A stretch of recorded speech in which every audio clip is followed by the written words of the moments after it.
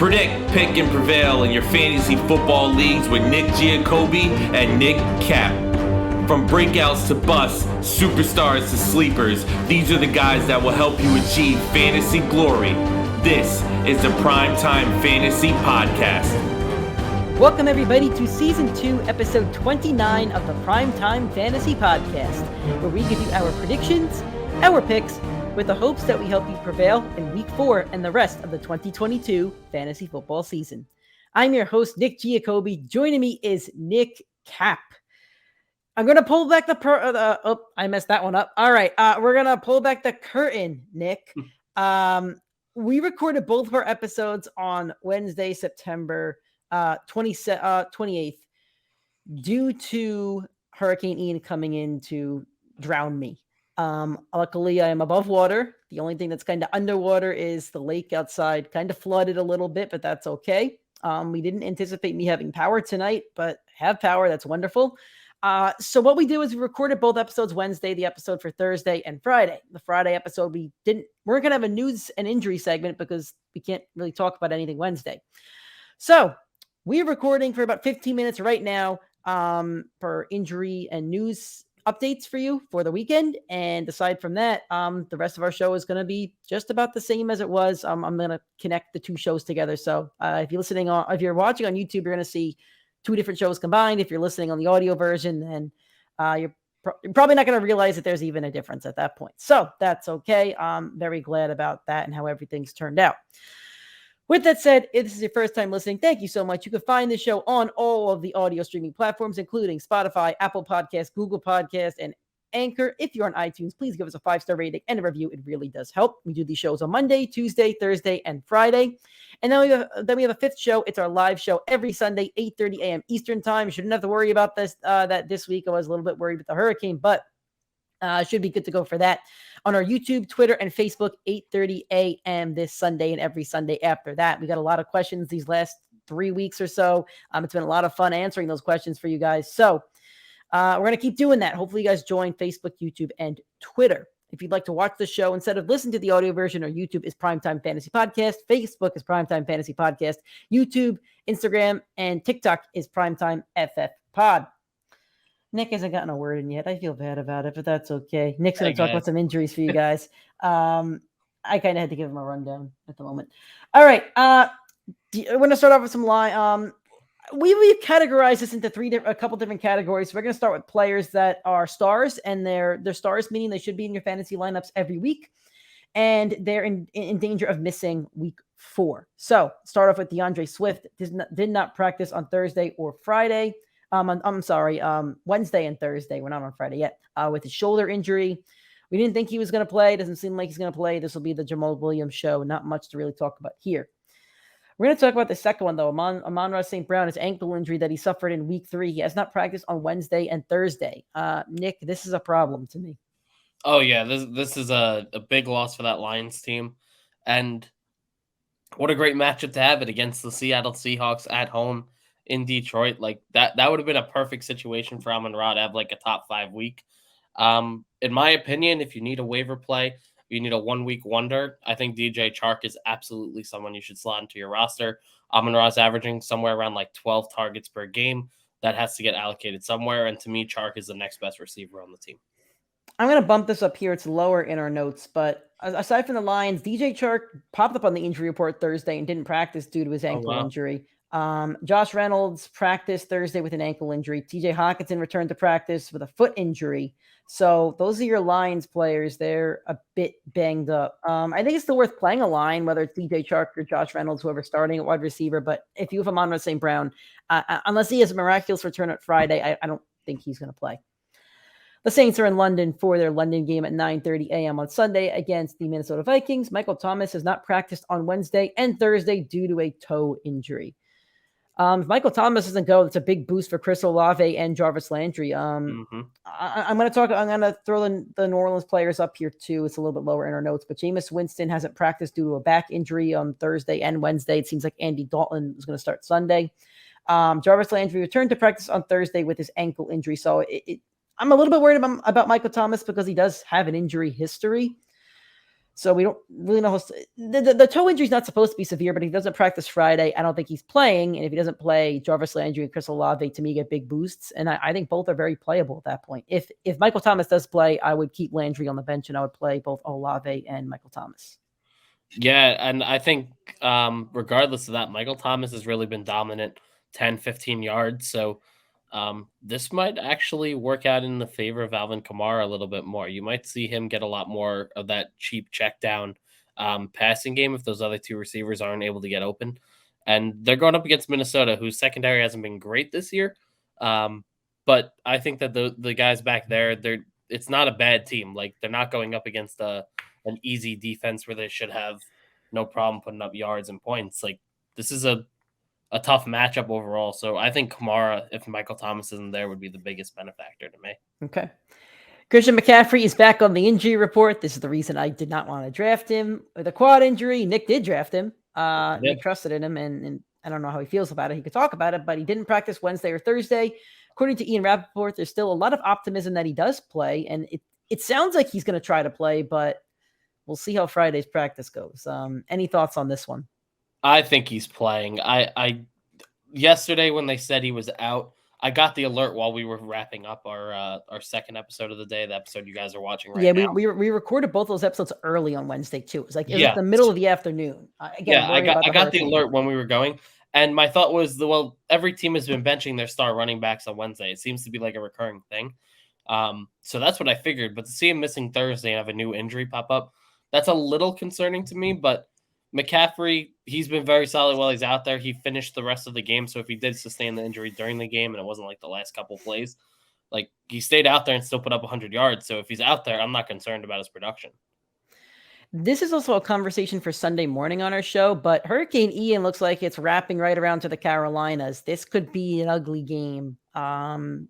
I guess running backs are a safer play, but this could be like, remember last year when the Browns faced somebody in a monsoon? I forget who it was, but this could be a monsoon kind of game. We'll have to see what happens Sunday morning. We'll talk about it on our Sunday show, 8:30 a.m. Eastern time. Be there.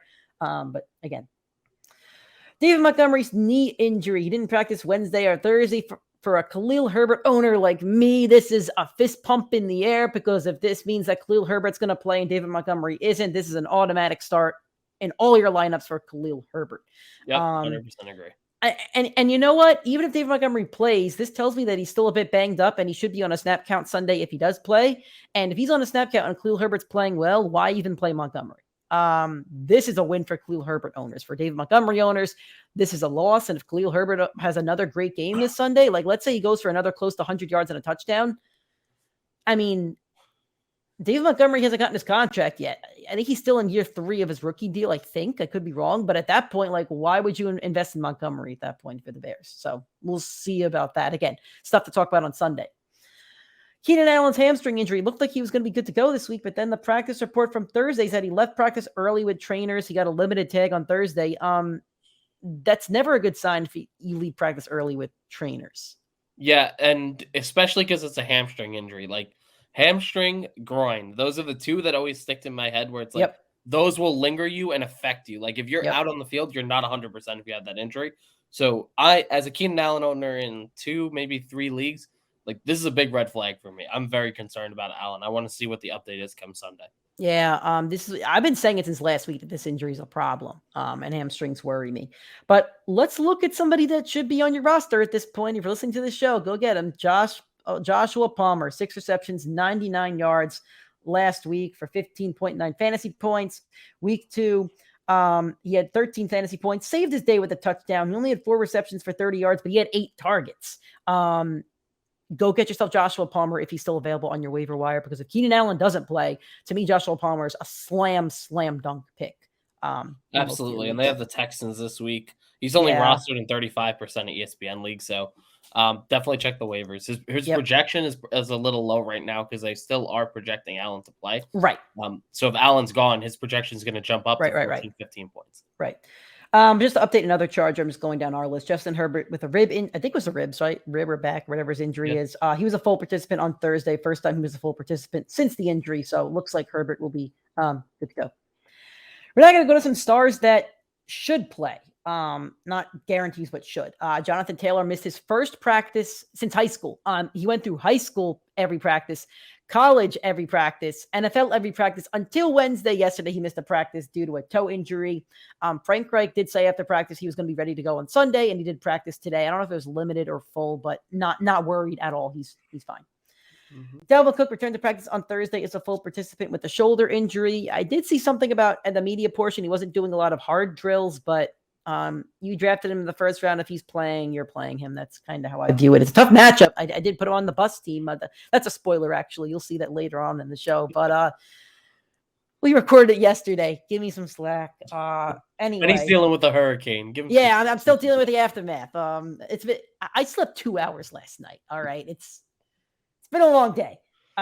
Gabriel Davis with the ankle injury. He practiced Wednesday, and then he didn't practice Thursday. I'm not 100% sure if the ankle is re-aggravated or if he just got a rest day. Could be either or, but monitor this one. If he doesn't practice Friday, Isaiah McKenzie should be on your roster and should be played because the Ravens have a horrible defense. Yep. So a lot of wide receiver threes this week have some good matchups if their wide receiver 2 or 1 misses. Cordell Patterson missed Wednesday with a knee injury. And I think Thursday was a rest day or either or. I forget. One of them was labeled as a rest day. One of them was a did not practice day. He wouldn't talk to reporters about the injury in the locker room, but he also said he will talk on Sunday. To me, that kind of says he's going to play Sunday, and his play is going to do his talk, I think. Again, watch the practice report on Friday. If he doesn't play, I'm really not interested in any Falcons running back, if I'm being completely honest with you. Completely agree. Yep. James Conner knee injury was limited on Wednesday and Thursday. He looks like he's good to go in the monsoon game against the Carolina Panthers. Moving on to a next category, I labeled other players. Not stars, but people we want to talk about. Let's talk about some stars in the making. Devonte Smith, back injury, practiced Thursday, was limited Wednesday. Should be good to go. Should be in your lineups. I just wanted to get that one out of the way. J.K. Dobbins with a chest injury. This is a new one. This isn't the ACL. Limited on Wednesday. Full Thursday. He got outsnapped by Justice Hill last week, and John Harbaugh had some really positive talk about Justice Hill. Really tough matchup against the Bills. I would bench him. I don't want J.K. Dobbins right now. I want no part of him. Correct. Yep. I'm going to start at the top here now. Wanda Robinson, knee injury, did not practice Thursday. Kadarius Toney, hamstring, did not practice Thursday. Looks like those two will not play or they'll be limited. So it looks like the Giants receiving options will be Kenny Golladay or Richie James. Either of those that you'd like to pick up and play this week against the Bears. I would want to play Richie James. It's would like you want so to play him, or scary. are you saying he's the better option? I think he's the better option. I would play him. It's a very easy matchup against Chicago. Okay. Daniel Jones should have no problem having time in that pocket. And when Daniel Jones has time in the pocket, he actually does perform as a quarterback, as most NFL quarterbacks do. So James should be a solid play if those guys miss. Yep. Mac Jones is operating as if he has a chance to play Sunday. He's missed practice both days. Like, I don't know what they're doing, but I don't think he's playing. On to other Patriots. Playing. Yeah. Jacoby Myers missed last week's game, which would have been a real slam dunk matchup. I would have loved to put him in my boom team, but didn't play. Limited Wednesday and Thursday with a knee injury. He should be good to go, but I am a bit hesitant to put him in lineups this week. Yep, I agree. Dalton Schultz with a knee injury was limited on Wednesday and Thursday. I don't know if he was limited or full on Thursday, but he did practice both. It seems like he'll be good to go this week against the Washington Commanders. Looks like Jerry Jones, his prognosis last week, or prognosis, I don't know, whichever word it is. Jerry Jones. Start calling him Dr. Jerry Jones. Yeah, Dr. Jerry. I think that's a good one. Yeah, Jerry loves playing doctor. I don't know if he's got like a Cowboys operation board in his office or something, but whether it's Dak Prescott or Schultz, he loves giving updates, and he loves giving updates to where his players will come back to play prior to when they probably should. Anyway, maybe he was the doctor that said Tua didn't have a concussion in that game. Yeah, Tua's definitely playing tonight. We're recording Thursday before the game, but Tua's definitely playing. He is active. He's active with a concussion. I'm convinced that Tua has a concussion right now. Yeah. Anyway, it looks like Dalton Schultz should be playing. I would play him against the Commanders. We'll see if it's a smoke screen or not. But moving on to the Bucs, they're getting some wide receivers back. Mike Evans will be back after his suspension. I'm sure the calf injury is good to go. Chris Godwin practiced Wednesday for the first time since suffering his hamstring injury. He rested Thursday, though. Didn't practice. It was a rest day. I hope Godwin doesn't play as a Chris Godwin owner. I think it's too soon. Russell Gage with a hamstring injury was limited Wednesday and Thursday. Julio Jones with a knee injury was limited Wednesday and Thursday. To me, I think the Bucs 1 and 2 receivers are startable, whether it's Julio and Evans or Gage and Evans. And to me, the Bucs are winning this game. They're playing in Tampa. Like, it's Sunday Night Football. They're playing in Tampa. This is the NFL rigged game where the Bucs win. And on Sunday Night Football, right after, Brady says, this was for Florida. Like, this is the NFL rigged game. I'm just saying. It's so weird though, because I agree with you. Like, whoever the 1 and 2 is on this team has to start, but they're playing 8:20. It'll probably still be raining in Tampa, or it'll still have like the field won't be 100%. The rain's going to be gone. The rain's gone by now. It will be okay. And then I mean, are you really going to wait to hear the verdict for these guys? Like, I think we should know by Sunday morning. You think so? I think so. I think if Julio and Gage both have 3 straight practices where they play, I think both of them would play. Like they said last week, Julio could have played and they held him out. I think Julio will be good to go. Okay. Godwin, I'm worried about. I would not start Godwin. I don't think the Bucs should start Godwin. I agree. Dameon Pierce with a hip injury was limited Wednesday, full Thursday. He should be good to go. And that's a decent matchup against the Chargers. I mean, James Robinson had a good game last week. Miles Sanders, Nick's favorite running back in the league, practiced full on Thursday. I think he was limited on Wednesday. This is an interesting one. Hunter Renfro is not cleared concussion protocol yet as of Thursday. I have an all caps pick up Mac Hollins. I think he was wide receiver 1 or 2 last week. If Hunter Renfro does not clear concussion protocol by Saturday or Sunday, I don't think he's playing. Mac Hollins should be a really nice start in your flex spot. Go pick him up right now. Your homework after this podcast, or even right now while you're listening to the podcast, go pick up Mac Hollins, go pick up Joshua Palmer. Good options for you this week. Chiefs wide receivers Marquez Valdes-Scantling and missed practice Thursday, and Mecole Hardman was limited in practice on Thursday. Melvin Gordon with a neck injury was limited Thursday and Wednesday. Neck's a pretty serious injury, but don't worry. Nathaniel Hackett is still riding the hot hand no matter how many fumbles you have on one drive. You're still getting the goal line touches. I am a very angry Javonte Williams owner. Did you see Javonte snap share this past week? What was it, 53%? 47. Ugh. Melvin Gordon was 38 or something, and then there's a third running back. High 30s, low 40s. Yeah, there's a third bum running back. 10% snap share. Unbelievable. I'm grateful I didn't own him, pick him up anywhere, but they should be using him on 70%. Unbelievable, man. Talented. Unbelievable. Moving on to the last players we're going to talk about injury-wise. These are 2 players you may have picked up on your waiver wire that now may not play. Greg Dortch with his back injury has been a solid number 2 for Arizona these past 3 weeks. I think he has a double-digit fantasy points all 3 weeks. Mm-hmm. Limited in both practices. So I think he's going to play because he was only limited in the 2 practices. However, it could be messy in Carolina. Again, we can't talk about that until Sunday. If the forecast on Sunday is hurricane, tropical weather storm, Greg Dortch is not a play. Zay Jones. I think he is, because it does look like AJ Green is missing some time as well. So I will sit every receiver in that game if it's tropical storm conditions. Well, yes, if it's that bad, but that's what I'm saying. That's it. He's a play depending on the weather conditions. Okay. I think that's a 1:00 game too. So we'll know when we do our show at 8:30 what the weather conditions are. Final injury. Zay 4:00. That's a 4:00. Oof. That's a 4:00. It's in Carolina. I know. I have it pulled up here. Why does Carolina have a 4:00 game? That's not great. We'll still know the weather conditions that morning when we talk about it. Mm-hmm. Lastly, Zay Jones, ankle injury, did not happen on Wednesday, popped up on Thursday. That's not a good sign. I'm comfortable dropping Zay Jones to get you Joshua Palmer or Mac Hollins, since they're all waiver people. So, any thoughts on that? I would drop him for Josh Palmer. I wouldn't drop him for Hollins. Okay. Alrighty, guys, that was our injury segment. We're going to take a quick little break here, I guess, and then we're getting into our all boom, all bust teams.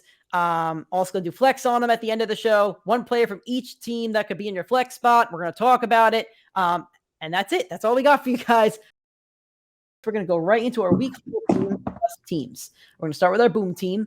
These are players that we think are going to boom in week 4. We'll explain to you why we believe that, and we're also assuming there's no injuries or anything to these players in the next day. All right. Who's your boom quarterback for week 4? It's the guy I'm streaming in one of my leagues this week. I'm streaming and starting confidently Marcus Mariota. In his first 3 games, he is the QB 13. He's averaging a little bit over 16 points per game. But more importantly, he's getting 8 carries on the ground, and he's averaging 2 touchdowns per game between the ground and the air. So this week he gets a nice matchup against the Browns, who rank 10th in points allowed to the quarterback position, but they will be missing Myles Garrett for this game, who has been a pass rushing machine. He's been able to limit mobile quarterbacks from escaping out of the pocket. And in their first game without Garrett, I think that they're going to be a little bit more rusty. I think he will have a comfortable game back there in the pocket. So my projection is he probably finishes in between 18 and 20 points, which last week would have been good enough for the QB 6 or 7, which should give him a very solid week 4. I have the quarterback 23 on the season. Do you know who the quarterback 23 is? No. Do you want to take a guess? No. If you want to give me some stats, I might be able to. His team is 2-1. His highest fantasy score was week 1, in a game that he lost, and that's all I could really give you without giving it away. I'm not sure. It's Russell Wilson. Ooh. Russell Wilson. His highest fantasy points scored was 17.9 against Seattle. Since then, against a terrible Texans defense, only scored 11. And against his old rival, the San Francisco 49ers, only 9. I saw Russell Wilson being dropped this week in a couple leagues. I also saw him on drop reports from a lot of people around the league saying that he's droppable. I think he's almost there. But this is the chance to save his fantasy season and to save his spot on your teams. Look at the last 3 games that the Raiders have played against quarterbacks. Justin Herbert, 23 points allowed. Kyler Murray, 25 points allowed. Ryan Tannehill, 18 points allowed. The Raiders have allowed the 4th most fantasy points to quarterbacks. Ryan Tannehill scored 18 last week. Russell Wilson's highest on the season is 17. If Russell Wilson cannot score you 18 points against the Raiders defense, assuming he plays he's healthy the whole game, then I don't know if he should be on your fantasy roster. Definitely not in your starting lineup, at least. But this is not a good defense. This is a horrendous defense. This is a defense Russell Wilson should put up a 25-point fantasy week. So it's almost a situation where I like the matchup, and it's also a situation where I feel like it has to happen now, or it's just not going to happen until late in the season at that point. Who is your first running back boom of the week? I had to put him as my RB1 because I have a feeling he's going to be somewhere between your RBs and your flex. And he is the one I think out of my running backs that will perform the best this week. It is Jamal Williams. I had to put him at RB1. He has a very solid 15-point projection on ESPN formats this week, and he's been incredibly good for fantasy football. He has 4 touchdowns through 2 weeks. He had 20 touches last week.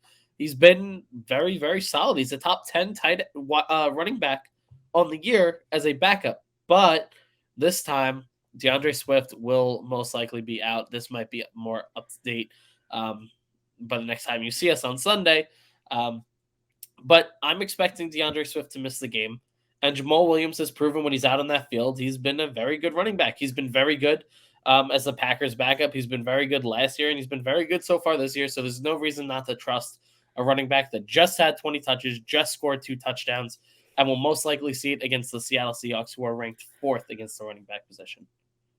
So I also have Jamal Williams. Before this week, me and Nick were actually showing each other our teams, kind of, because Nick was making graphics for them. But this time we have not seen our teams. I also have Jamal Williams, so let me pad those stats a little bit. I have Seattle's allowed the 8th most fantasy points to running backs. I don't know where you found the 4 number. My number is actually off of Fantasy Pros. ESPN PPR. Okay. So there you go. So point being, they don't have a good defense. The last 3 weeks that Seattle's played against running backs, Devonte Williams had 19. Jeff Wilson had 12 without a touchdown, which was robbed from him, so he would have had an 18-point week. Cordell Patterson had 22. On top of that, Jamal Williams had 24 points last week, where he was basically the featured running back. So Jamal Williams is set up for a really great matchup in Seattle this week. Who is your second running back boom of the week? Mine's on the other side of the ball. I'm taking Rashad Penny this week. Oh, crap. We have the same 2 running backs. Well, that's perfect. That just means everybody should be starting these 2 running backs. He hasn't looked great in his first 3 games, but those were against elite defenses. In the first 3 weeks, Seattle, you might have these in front of you since you picked them as well, has played. Denver's like 1 or 2 against the run. The Broncos are number 1 against running backs. Then I think they also had Atlanta, and then they had Atlanta, and they had San Francisco. So you had San Francisco's number 8 against the running backs on And Fantasy Atlanta, Pros. I think, was number 5 or number 6. Yeah, Atlanta's 5 or 6. So he's been against 3 top 10 rushing defenses for a fantasy. Exactly. So now you have an opportunity against one of the worst. I think it's actually the worst team against the running back position in fantasy football. So you have to start Penny this week. If it's not this week, you will never start him again, and you might as well cut him now because this is the best matchup he's had all season. And if you can't trust him now, when are you going to trust him? If you don't trust him, cut him or trade him before Sunday. But that's kind of that's how I view it. And Penny's average is great. Week 1 against Denver, his average was 5 yards a carry. And then week 3 against Atlanta was 4.7 yards a carry. Against San Francisco, it was only 2.5, but he only had 6 carries for 15 yards. He has over 60 yards in 2 out of 3 games. The issue is that he's not getting receptions and he's not scoring touchdowns. I think if Penny gets to the end zone this week, you're going to see a really nice option from your flex spot. I didn't flex him here. I put him as my running back too. But the Lions are the worst team against the run. Like they are the worst. They allowed Miles Sanders to score like 18 points. Dalvin Cook at 13 last week. And then week 2, they faced, who do the Lions have week 2? I have it right here. No, it was the football team. That's right, Washington. Miles Sanders, Dalvin Cook, and Antonio Gibson all had double-digit fantasy points against the Lions. So I think Rashad Penny will as well. That should be a solid play if you're missing Deandre Swift or some of these other running backs that might be banged up. If you're deciding between like a Josh Jacobs or a Travis Etienne, I think Penny's a good matchup for this week. Yep. Who is your first wide receiver that you have listed here as your boom? Nick was a lot higher on him than I was before the year, and Nick was right. It's Devonte Smith. Week 1 was absolutely horrendous. He had 4 targets on 0 catches, but since that, he's been averaging 23 fantasy points per game, 10 targets a game, has 240 total receiving yards. If he had played this way in week 1, he would currently be the wide receiver 5, and this wouldn't even be a debate of whether you start him. So it's time to start putting him in your flex and start trusting him. I was going to pick Devonte Smith last week, and I picked Mooney over him because I wanted a challenge. So that's what I get for wanting the challenge. This player is not a challenge. This is the slam dunk, but I had to throw him in there for this reason. I have Debo Samuel as my wide receiver 1. Now, Debo's a star. You're starting him no matter what. You're talking a top 10 guy on the season last year. This year, though, Debo is ranked. He's got to be somewhere outside the top 20, I think. Yeah, he's probably right around 25. He's averaging about 13 fantasy points a week. Last year against the Rams, Debo Samuel averaged 29.5 fantasy points over 2 games. He had 30 points and like 29.2 or something like that. Those are his 3rd and 4th best games of the season. The other games he had were like 35 and 31. Now, the Rams have allowed the 2nd most fantasy points to wide receivers this season. Just last week, Hollywood Brown had 14 receptions for 140 yards. If you have Debo Samuel, if you drafted him in rounds 1 or 2, and this is the Debo you were expecting, I think this is the Debo you get. On top of all of this, McVay has only beaten the 49ers once since Shanahan got there. I think the record's like 8. San Francisco's like 8-1 against the Rams or something in the past 6 years or 5, or whatever the number is, 3 years, 4 years, whatever. My point being, Debo should have a good game. This should be a really competitive game for the 49ers. This should be the Debo bounce back game that you're hoping for. Who is your second wide receiver that you have listed? You could argue he should be my wide receiver 1 over Devonte Smith. But, I mean, they're both relatively the same player in the same situation.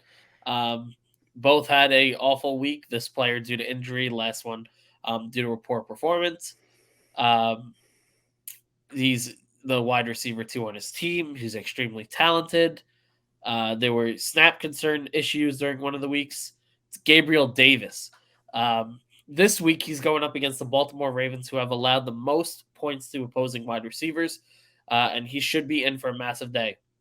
The only concern I really do have is last week, he had the 2nd highest snap count of any of the wide receivers over there, and it was behind Isaiah McKenzie, not behind Stephon Diggs. So that tells me that they trust Isaiah McKenzie a little bit more, but I think it's just because of the game off the injury, not a lot of practice that following week.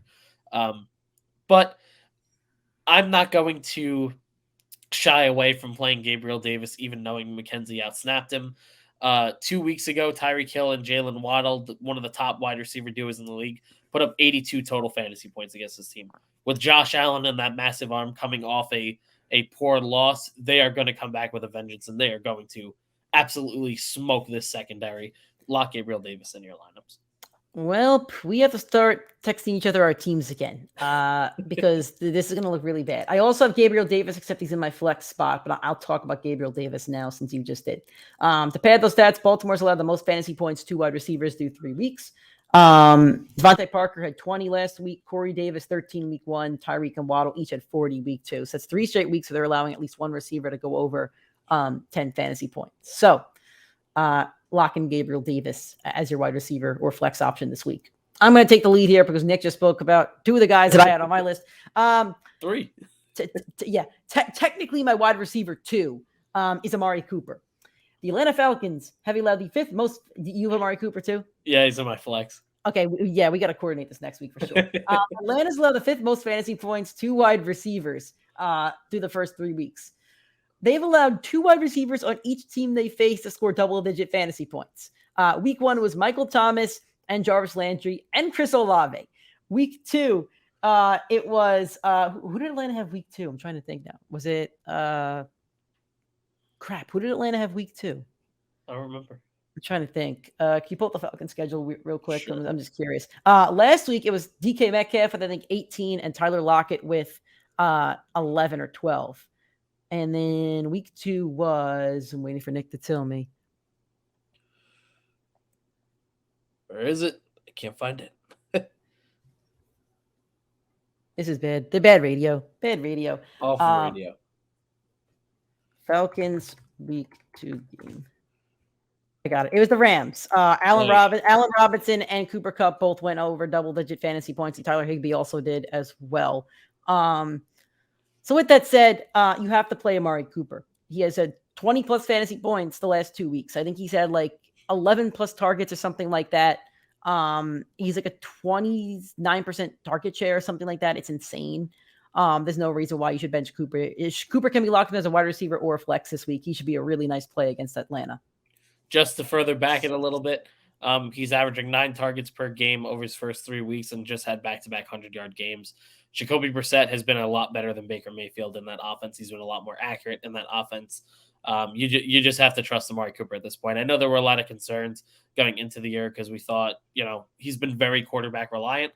But as long as Jacoby Brissett's been playing well, so has Amari Cooper. So it's time to just lock him in and trust him. Who is your second flex option? I hope we don't have the same flex in tight end. When I was actually making my list, I said we're going to have a lot of similar, but the one guy I won't have the same is the tight end position. So I don't think we'll have that the same. Okay. But what do you got as your second flex? Here, I don't know if you would. I have your wide receiver back-to-back weeks, Tyler Lockett. Nope, we don't. Thank the Lord. Beautiful. So in back-to-back weeks, he has had 9 catches on 11 targets. Detroit ranks 25th to opposing fantasy wide receivers. As long as he's seeing this type of usage, he's going to continue to be fantasy relevant, and he has not found the end zone yet. This Detroit team is allowing the second most points in football. So with 2 back-to-back, I think 18 and 19-point games with that type of usage, if he finds the end zone, that's a 25-point game from Tyler Lockett. Put him in your lineup. I have a strategy of picking against the Jets every single week on the show for my boom team. I am picking a Jet this week on my boom team. I have Elijah Moore on my boom team. Zach Wilson coming back. A 7-game stretch with Zach Wilson last year. He averaged 17 fantasy points. He only had 1 dud game. You probably know who he had the dud game against. I don't. It was probably New England or something like that. I don't remember. There was one game where he didn't score double-digit fantasy points. The Steelers defense has allowed the 8th most fantasy points to wide receivers. They allowed a good amount to Jamar and Higgins, and Jacoby Myers had a good week against them. Week 2, Pitt's not good against the receivers. It could be a nice week for Elijah Moore if Zach Wilson starts to target him. I'm going on a limb here and picking a Jet, so we'll see how this one goes. Pick. Great pick. But I'm just letting you know, if Elijah Moore disappoints here, this just automatically reframes my claim as to why not to trust Jets. I'm just saying. Who's your tight end? Let's see if we got a different one. I'm sure we do. I have a question for you. You love when I give you a question. I do like questions. So I'm going to give you a question, or I'm going to ask you, who is this player? I'm going to give you a few stats, and you can try and guess. So through 3 games, they have had the most offensive snaps at the tight end position with over 200. He has the most routes ran among every tight end. He's at 141. The next highest has 25 less. He is currently the tight end 3 on the year, has 18 catches, 24 targets, so that's 8 targets a game, 6 catches a game, 140 yards, and a touchdown. Is it Higbee? I'm sorry? Is it Higbee? It is not Tyler Higbee. Is it Waller? No. Who is it? It is another Jet. It is Tyler Conklin. Ugh. He is here to stay. Tight end 3 on the year. And guess what? He gets the luxurious GOAT quarterback. The GOAT quarterback of this rookie class, Zach Wilson, back. And not just that. Guess who he gets to play against? The Steelers. And what did the Steelers do last week, Nick? They allowed David Njoku on Thursday night primetime to drop 24 points on their head. I am absolutely locking Tyler Conklin in my lineup. I hate picking a tight end boom and bust every week because it's really tight end or bust. Touchdown or bust. So I have a guy who I think gets in the end zone. I'm going with Robert Tonyan. It's a really good game script against the Patriots, who I don't think are going to play well this weekend against the Packers. Mac Jones probably is going to play, so good game script there. Pats have also allowed the 4th most fantasy points to tight ends through the first 3 weeks. In the last 2 weeks, Pat Freiermuth had 12, and last week, Mark Andrews had 28 points. I think he had a touchdown or 2 in that one. 2 out of 3 games, Robert Tonyan has had 5+ targets. I don't know who the Patriots going to try to take away. Maybe it'll be the running game. Maybe it'll be Romeo Doubs. Either way, I could see Tonyan getting in the end zone and getting a couple targets. It is a flyer. It's not a guarantee for sure. Tight end's tough when it comes to this, but that's who I have this week at least. Let's go to our busts. Who do you got as your bust quarterback for week 4? I am going to bust someone that's been phenomenal so far this year in Trevor Lawrence. So far, throughout his 3 games, 6 touchdowns, 1 turnover. That's a great ratio for a year 2 quarterback in a new system, new offense. Everything looks good about the Jacksonville Jaguars. And he just came off a monster game. This week, he gets to play the real dog pound, though. He ain't going up against that Cleveland garbage dog pound that let the Jets beat them in week 2, by the way. He gets to go up against the Philadelphia Eagles, who, in my opinion, have the best defense in football at the moment. They have, so far, through 3 weeks, 12 sacks, 5 forced turnovers. That's great. Three of them were due to Kirk Cousins being Kirk Cousins. That's a lot of sacks and a lot of turnovers. So, either way, with all those turnovers, all those sacks, for a year 2 quarterback to find that good of production, or as good of production as he has in the first 3 weeks, I don't see it happening. He's currently the QB 10, and he's definitely worth rostering. I want him in most of my leagues. I want to stash him for those division games against the Titans and against the Texans. But when you're going up against, in my opinion, the best defense in football, and you're not matchup proof yet. We don't have proof that Trevor Lawrence will be matchup proof. I'm gonna sit him for this week. I just want to say it's a Doug Peterson revenge game. Just gotta watch out for that one. Peterson revenge I can see the Jags covering the spread. I can't see Trevor having a good game though. I'm going with Matthew Stafford going up against those San Francisco 49ers, who those Rams just seem to lose to. And you know what? I think the Rams have gotten worse as a football team since the Super Bowl. I think the 49ers are the same football team that they were last year. They were in an NFC Championship game where they were a drop pick away from making the Super Bowl. That's the reality of it. Last week in 2 games, Matthew Stafford averaged 15 points against the Rams.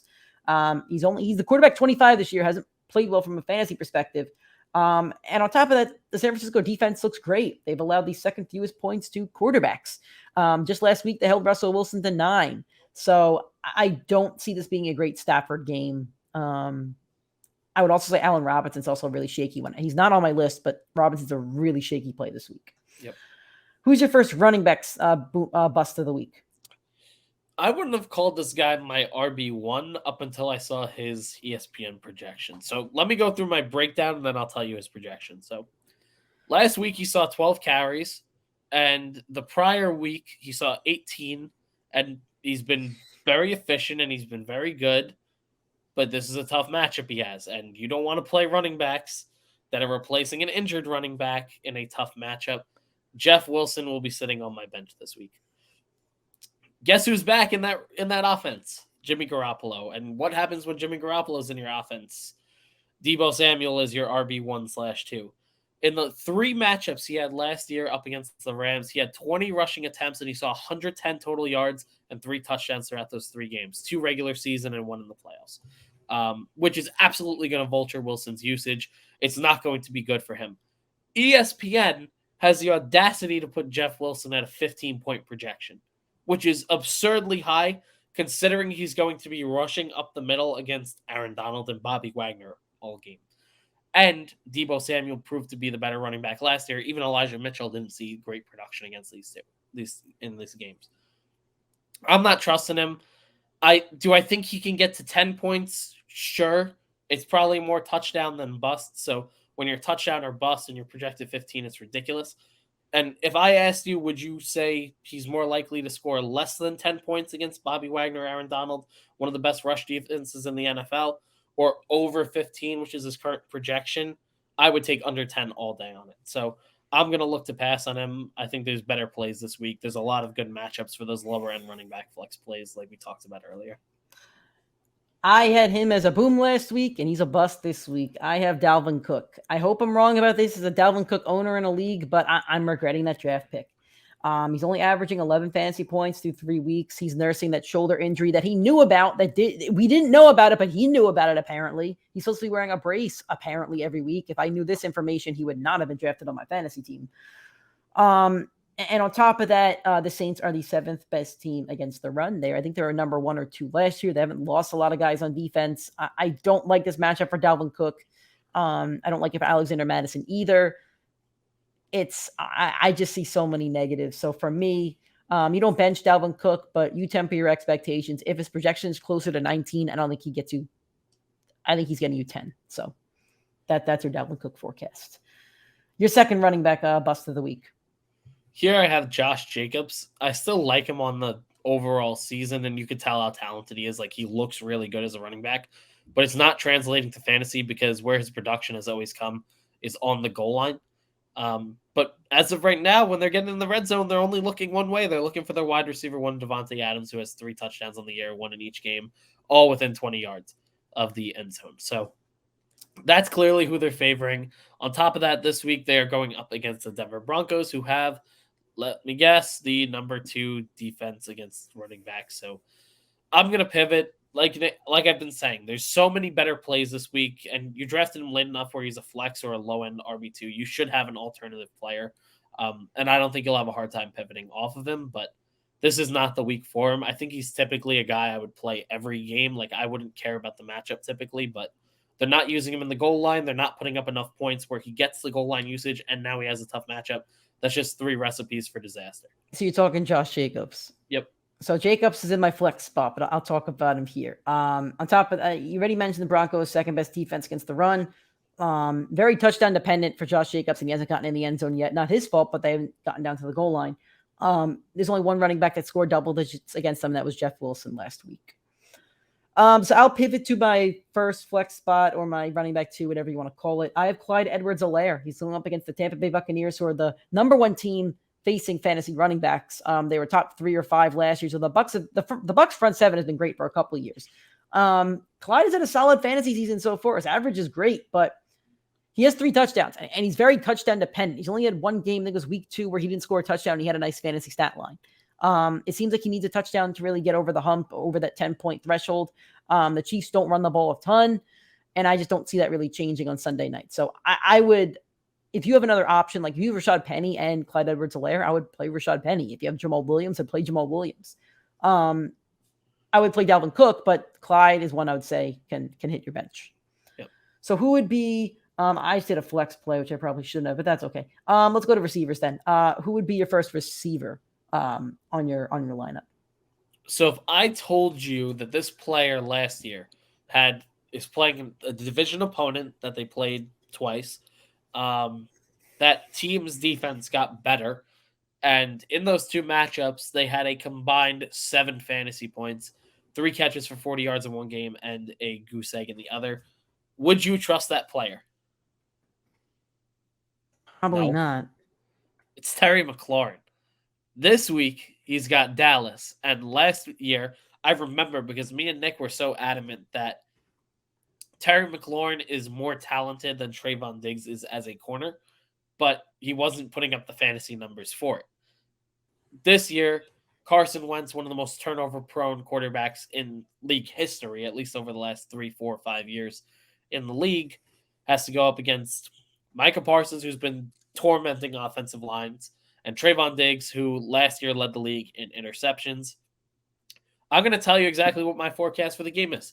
Terry McLaurin is going to go for another 20-yard, 30-yard pass.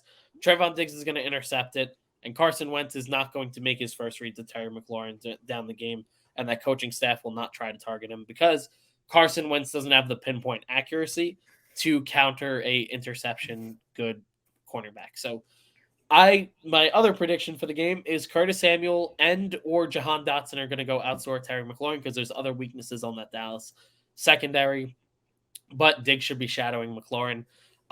He's one where, there's some of these guys where we always say like temper expectations, and then there's some we say bench. For me, I'm flat out benching Terry McLaurin this week. Even after last week, he went out there against a tough Eagles defense that you called the best in the league and scored you like 15 fantasy points. Yeah, they had a goose egg up until the fourth quarter. I know it doesn't really matter for its fantasy, but Dallas is going to force turnovers. Okay. Yeah, I think there's better plays on the team. Just playing devil's advocate there. If you're saying bench him, that's a lot. That's a lot to say for a guy that just went out there and scored 15 for you and you drafted pretty early. I personally agree with the argument. I don't think I would bench him though. I would temper the expectations. My first wide receiver, I have Rashad Bateman, who's become a resident of this bust segment. Basically, I don't know. I forget his point number last week, but it wasn't great against the Patriots when we both busted him. Now facing a Bills defense that's very tough against wide receivers. They're the 7th best against wide receivers. Waddle played well last week. He's not the wide receiver 1 on that team, I don't think. Tyreek's probably the wide receiver 1 over there. Week 1, Cooper Kupp had a great game, but that's only because Matthew Stafford has tunnel vision for Cooper Kupp, and he's an excellent, excellent player. Rashad Bateman only has 16 total targets through 3 weeks, averaging about 5 targets a game or so, and that doesn't mean he's catching them. That means those are the targets. And it feels like the weeks that he's had bigger fantasy weeks are because he's had 50-yard touchdowns. I don't think the Bills secondary is susceptible now with 2 safeties out. But I just don't see that happening. I think he's touchdown or bust. I think that's literally what it is. And I feel like when this position is so deep, there are better options out there with better matchups and then a little more production than Rashad Bateman that you can trust. He's not even the first receiving option on his own team. That's Mark Andrews. So moving on, who is your second wide receiver that you have here? Mine's Rashad Bateman as well. So I'll go over to flex. For my first flex, I have A.J. Dillon. Last week, he flat out he sucked against Tampa's defense. I'm not going to beat around the bush. He sucked. He looked terrible. But his partner Aaron Jones, who he did out touch, also looked terrible. So this week, instead of Tampa Tom, he gets New England Belichick, who, as I said, which is why I busted Bateman last week, is good at taking away your biggest threat. The biggest threat on the Packers is the ability to run the ball. So I think the game script is going to call for Aaron Rodgers to go have to pass more. Bill Belichick's going to go want Aaron Rodgers, and he's going to go say, hey, go play check down ball all day with your running backs, which Aaron Jones saw more routes ran than A.J. Dillon, a little bit more than double. So for me, the game script calls for Aaron Jones to be on the field catching checkdowns, not A.J. Dillon to be running the ball up the middle of Belichick's throat.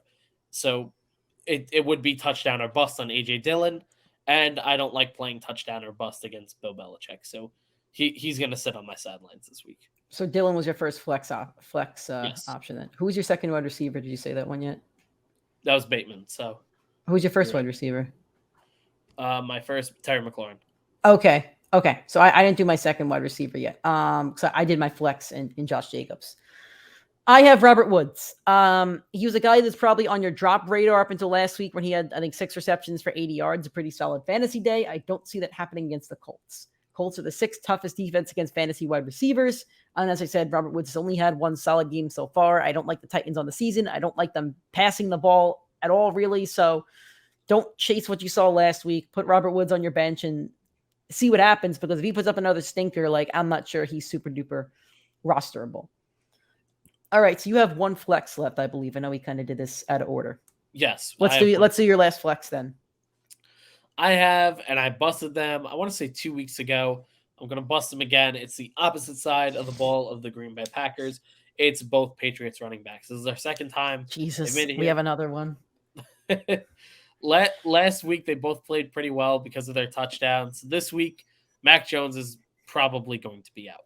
There's virtually no shot of them getting the ball downfield enough for a touchdown, so that upside's low. Your next best shot would be a touchdown off a turnover, but Aaron Rodgers is one of the most conservative quarterbacks in NFL history. And then your last shot would be them getting yards and receptions in a split backfield against the Packers, who allow the 7th least amount of points to running back. So all 3 chances for your upside of either one of these guys is low, and then you have to take into account that they're splitting the workload. So there's no way that I could see. I mean, maybe Ramondre Stevenson, like if I wanted to start one over the other, that's the one I'm playing. But like we've been saying all show, there are way better pivot options this week. Like there's a ton of guys with great matchups this week. So for me personally, they're both hitting the bench. I just have Damian Harris here to back up Nick's argument. The Packers are also the 8th best team against fantasy running backs this year. So not a defense that you want to play your running backs against. Who's your bust tight end? Actually, you know what? I'll go first since you spoke a lot. I have Logan Thomas, a guy that Nick's been kind of high on, but the Cowboys are the 5th toughest defense against tight ends. He threw up a stinker last week against the Eagles. I feel like Thomas is like the 5th receiving option on his team behind Terry McLaurin, Curtis Samuel, Jahan Dotson, and whatever running back they want to pass to that day. So I feel like he's option 4 or 5. He's only scored over 8 points once this season through 3 weeks. I think this is a streamer that you leave on your bench or leave on the waiver wire. You could find a different streamer out there. I agree with your take on that. My tight end bust. This is the 3rd time I've put him on this list, but I'm not backing down. I'm not scared of his good, solid performance for a guy that was drafted as the 3rd tight end off the board. It is Kyle Pitts. Last week, he had 5 catches, 87 yards, very solid. But this week he's going up against the Cleveland Browns, who, if you watch the Thursday Night Football game, Pat Freiermuth did not see a single target up until 2 minutes left in the game. Do you know why he didn't, though? Why? He was blocking. They had him in blocking against Myles Garrett. He was blocking the entire game. He wasn't running routes. Fair. So he's the one I was really iffy on putting him on the list. But I took a look at where his projection is and on the week, and he's projected to finish as the tight end 4. He's only shown proof that he was good enough and the wide receiver 1 on his team 1 week out of the 3. I still think Drake London is their best receiving option over there. I like the talent. I like the skill.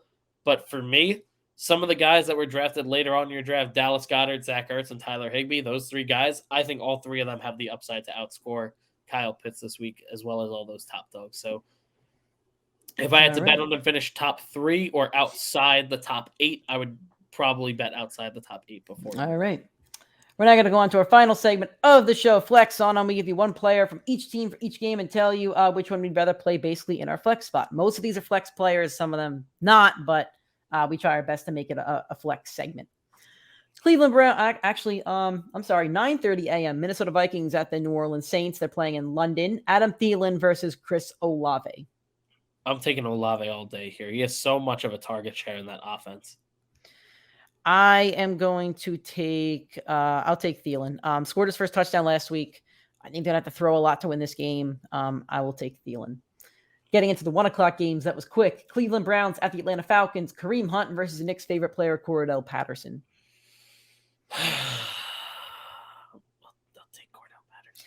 You have to take Cordell Patterson. He has over 20 fantasy points twice already this season. Take Patterson. Washington Commanders at the Dallas Cowboys. Antonio Gibson versus Ezekiel Elliott, who I think had another. Oh, no, he got into the end zone. I'm sorry. He did get in the end zone on Monday night. Zeke last week had the best game of his career without Dak Prescott. I'm not banking on him doing it again. I'm taking Antonio Gibson. I'll take Antonio Gibson as well. I just don't like Zeke over there right now. Tennessee Titans at the Indianapolis Colts. Robert Woods against Michael Pittman.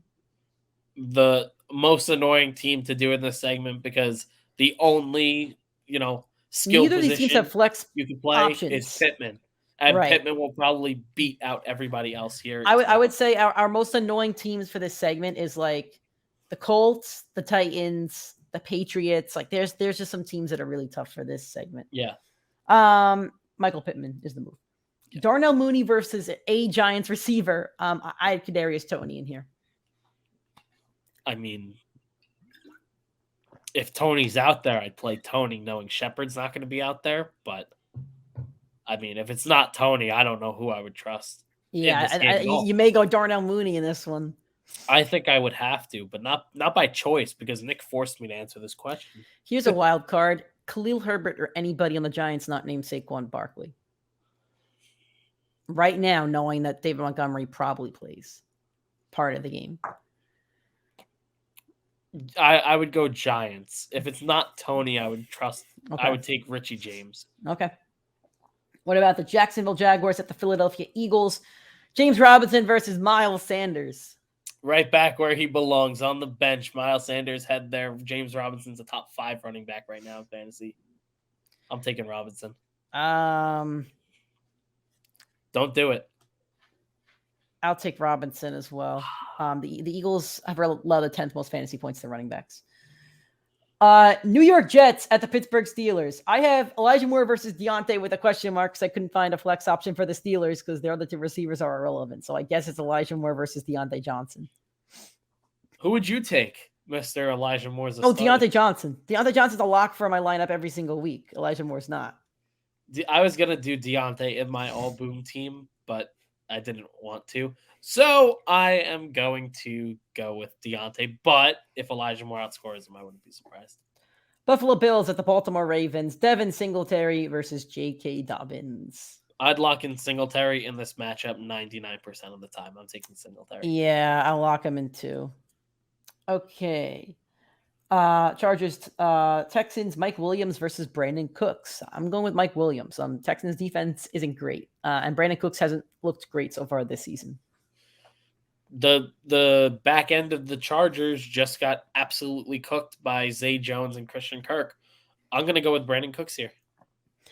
All right, last game of the 1 o'clock slate. We have Greg Dortch or Marquise Brown, whatever's more fair at this point, against DJ Moore. In a game that I do want to mention, monitor this game, fantasy fans out there, because Hurricane Ian might go whoop, and if it does, this Carolina game could be very wet. In that case, I wouldn't play like any receiver in this game. I'm monitoring it for my survivor pool. Assuming that it's not downpouring, Greg Dortch or DJ Moore.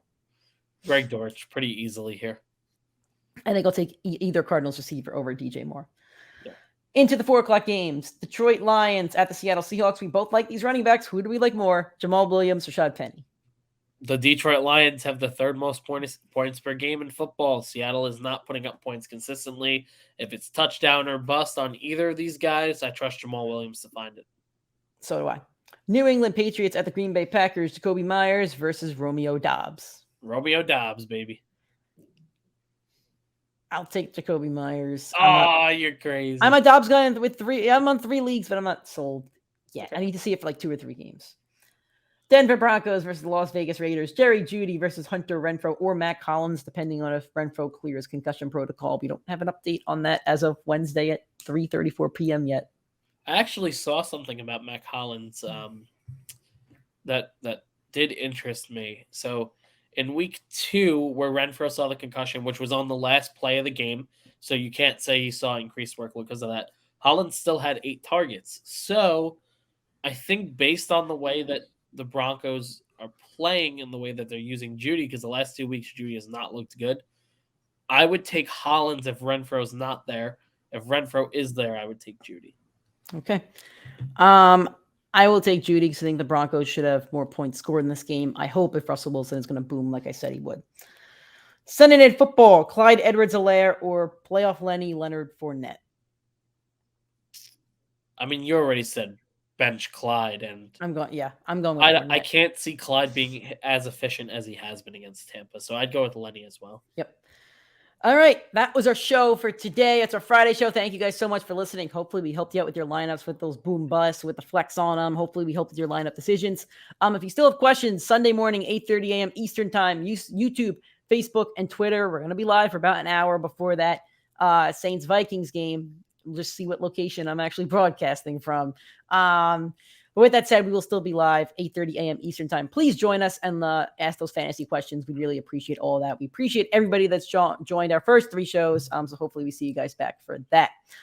If you enjoyed this show and you're listening on Apple Podcasts, please give us a 5-star rating and a review. We'd appreciate that. If you're watching on YouTube, hit that like button on the video, hit that subscribe button on the channel. We definitely appreciate that as well.